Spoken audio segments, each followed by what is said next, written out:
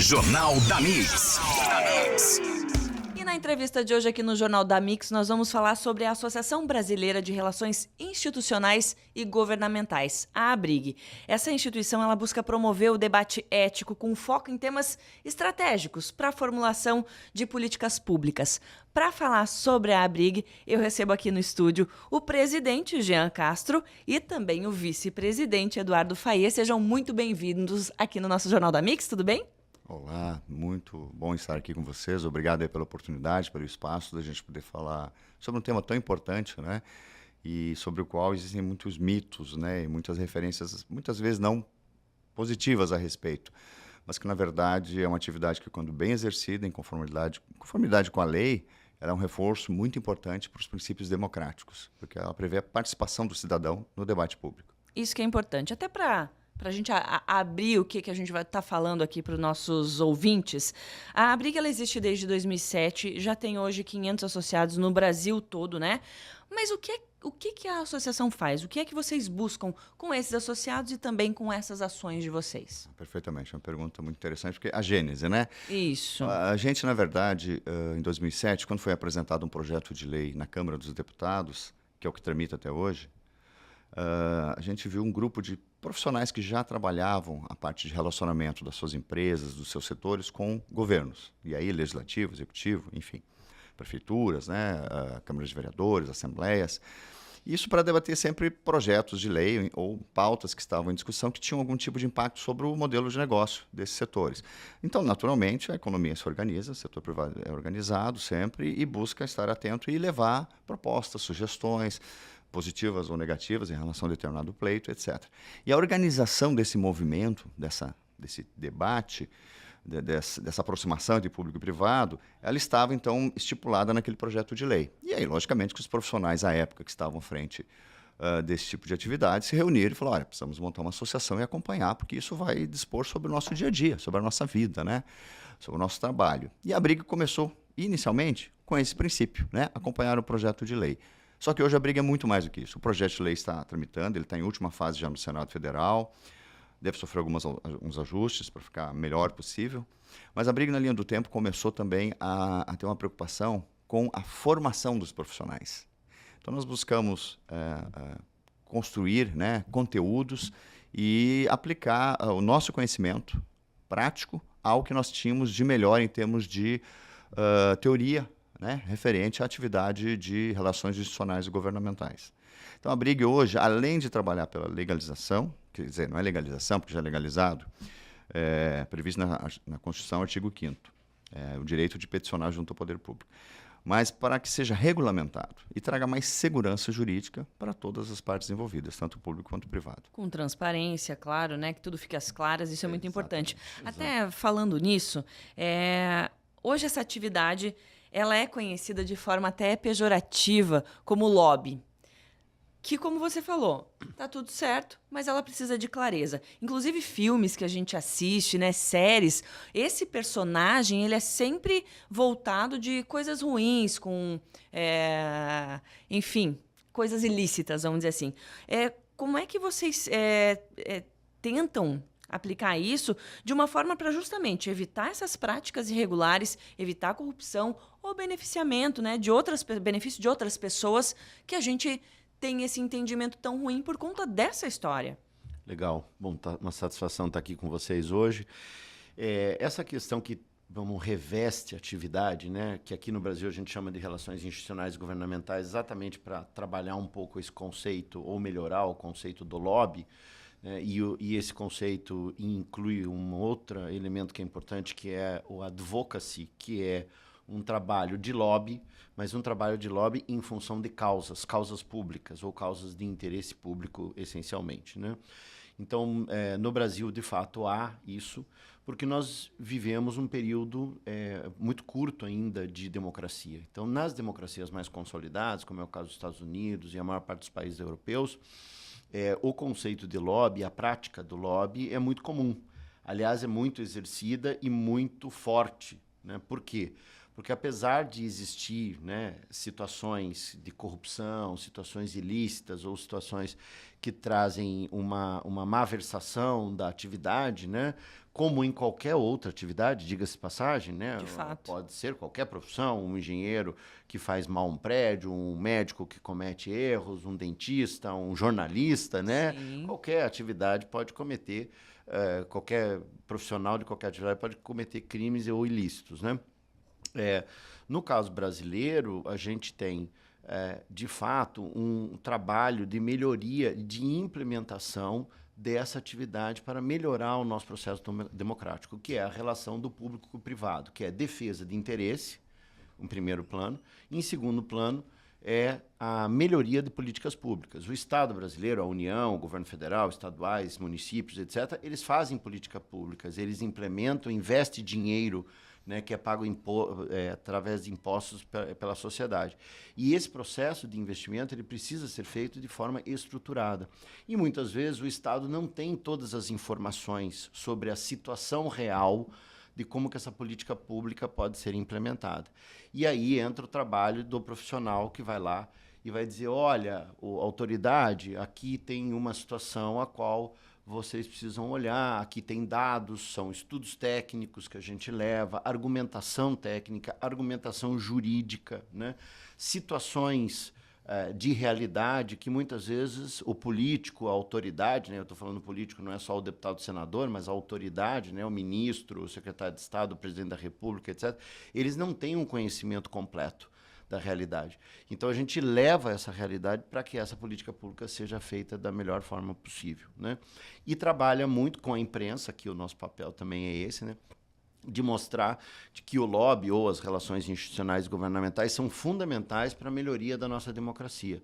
É só assim que a gente vai conseguir ser um país melhor, mais desenvolvido e mais estruturado. Então, o nosso esforço, é isso que a Abrig faz todo dia. Certo. Se você me permite complementar, Claro. aí explicou muito bem, e também tornar mais inclusiva.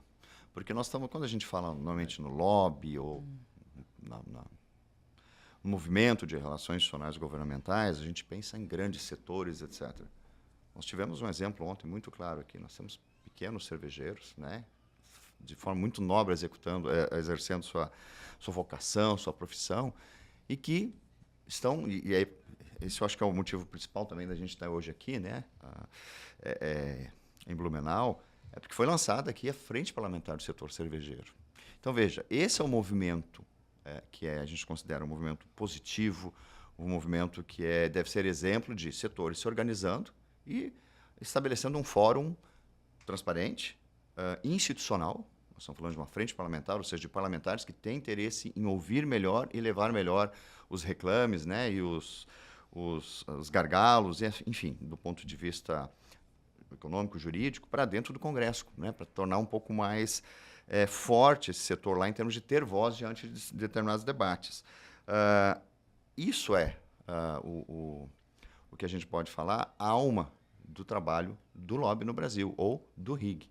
E não vamos esquecer, a gente tem hoje, de nossos processos de formação, nossos cursos, muitos e muitos jovens que se espelham no que a gente está hoje pregando e executando, para ser o profissional do futuro, né? E a gente tem uma responsabilidade muito grande com isso, né, Faí? A gente procura sempre estabelecer, os nossos cursos são em parcerias com boas instituições de ensino, está tendo uma adesão muito grande, bastante surpreendente, né? A Abrig vem crescendo muito. É isso que eu quero saber. Você tinha falado em capacitação de profissionais. Isso. Hoje, quem são essas pessoas que praticam essa atividade e que tipo de formação e capacitação vocês querem trazer para justamente tornar isso até com uma credibilidade maior? Exatamente. Importante isso. Se me permite, Jean, é importante até ressaltar que as relações institucionais governamentais não é uma profissão, ela é uma atividade, certo? Uma atividade que qualquer profissional pode fazer. Eu, por exemplo, sou engenheiro e administrador, o Jean é contador, nós temos advogados, nós temos jornalistas, muitos jornalistas, nós temos várias profissões que atuam nessa área. Por quê? Porque ela é uma atividade multidisciplinar, né? Então, a atividade de lobby ela é a essência da democracia. ela é múltipla, né? E ela requer diferentes perspectivas, diferentes olhares, diferentes visões sobre o mesmo problema, sobre as mesmas questões, né? E nós trabalhamos com esses profissionais que muitas vezes não têm uma formação que lida todo dia, por exemplo, sistema político brasileiro. Quem atua na área, na atividade de relações institucionais e governamentais, precisa entender como é que funciona o país do ponto de vista político. Quer dizer, quantos poderes nós temos, quais são eles, quais são as competências de cada poder, quais são os níveis, né? União, estados e municípios, como é que eles se relacionam, quais são as competências que cada um tem para legislar. Então, tem legislações que só são feitas no nível da União, outras no nível estadual, outras no municipal. Como é que essas relações se dão? Então, tudo isso faz parte. Qual é o profissional que tem essa formação? O advogado, em geral, né? Ou o cientista político. Né? Os outros todos os profissionais não têm. Então, a gente capacita. Mas, do outro lado, muitas vezes tem legislações sobre ESG, sobre questões ambientais, sobre questões, por exemplo, de engenharia, né? De construção, infraestrutura e etc. Quem que conhece esse lado? Esse lado são os engenheiros. E aí, os advogados não conhecem. Então, a gente precisa capacitar para mostrar para eles, não é fazer um curso de engenharia, mas como é que funciona o negócio da infraestrutura, como é que se implementa uma política pública de infraestrutura. Então, a nossa capacitação ela é feita para dar esse tipo de suporte, né? Em cursos de curta duração, longa duração, à distância, presencial. Nós temos uma infinidade de cursos, né? E são profissionais. Dos 500 participantes que você falou da nossa associação, todos, 100%, têm curso superior. E 62% 62% tem curso de pós-graduação, ou mestrado, ou doutorado, ou pós-doutorado.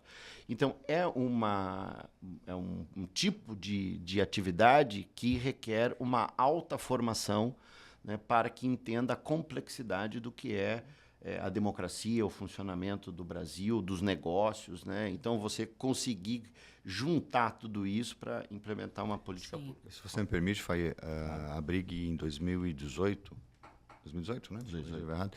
Conseguiu aprovar no Ministério do Trabalho o reconhecimento da atividade profissional.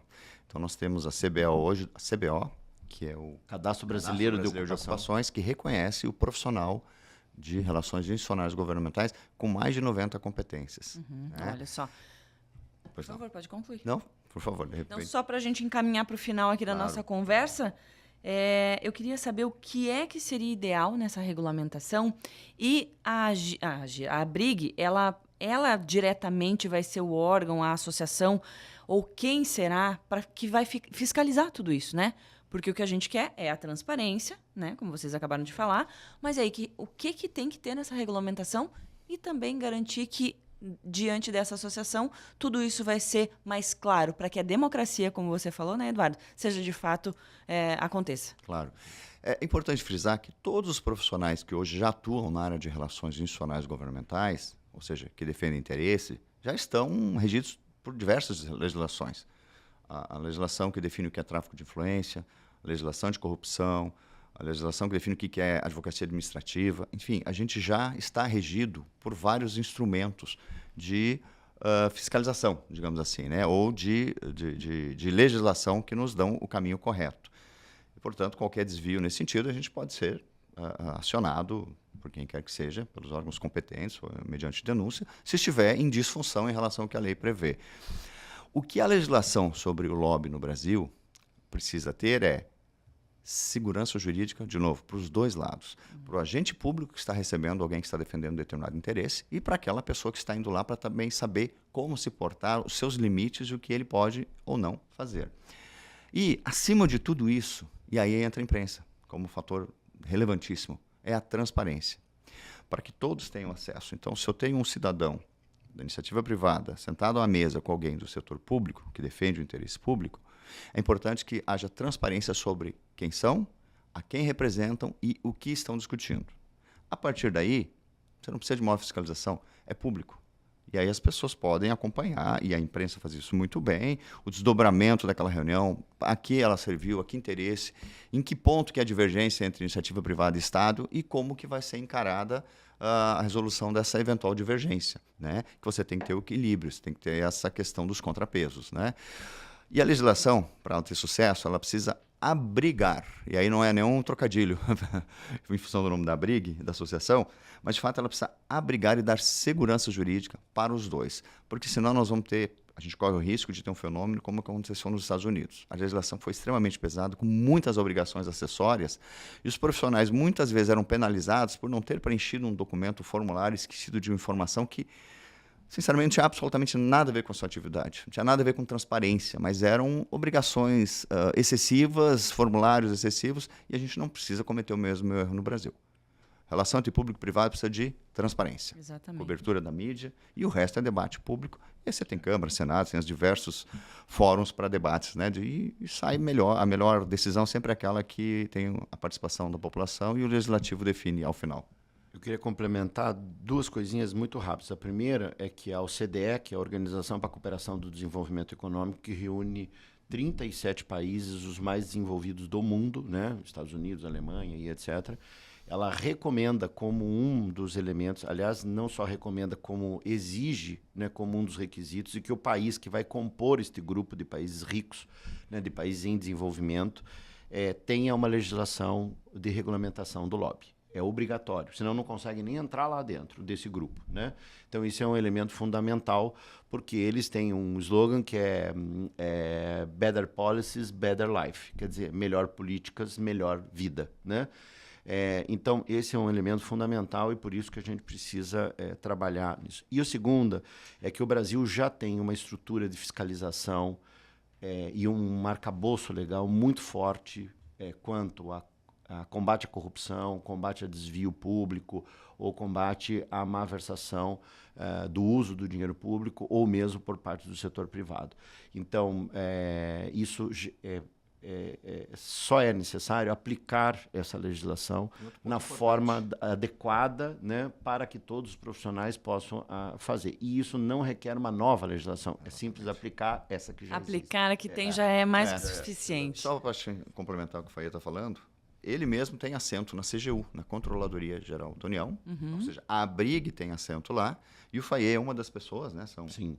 A nossa ex-presidente Carolina Venuto e o Eduardo Faia tem assento na Controladoria Geral da União, justamente no Comitê de Transparência, né? Transparência e compliance privado. E compliance privado. Ou seja, a ABRIG já é reconhecida e já é chamada a compor a Controladoria Geral da União, no que se refere aos temas de relacionamento entre público e privado, oficialmente. Então, isso mostra que a gente está no caminho certo, a gente leva muito a sério a nossa atividade e tenta cuidar da melhor forma da conduta e da formação dos nossos profissionais, né, dos nossos associados, mas a gente não trabalha só para os associados. Na verdade, como o Faia falou, importantíssimo para o Brasil que isso esteja regulamentado, que isso abre portas no CDE, e isso é importante para o Brasil.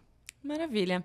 Senhores, quero agradecer a presença de vocês. Eu conversei aqui com o Jean Castro, presidente, e o Eduardo Faia, vice-presidente da ABRIG, que é a Associação Brasileira de Relações Institucionais e Governamentais, e a gente quer acompanhar de perto, então, esse andamento para que essas regulamentações sejam feitas e que, se for bom para o Brasil, então que tenha aí um bom andamento. Muito obrigada. Obrigado a vocês. Um abraço, gente. Obrigado. Jornal da Mix. Oferecimento. FURB 60 anos. Universidade nota máxima. E Cooper Super. Compre também em minhacooper.com.br. Mix.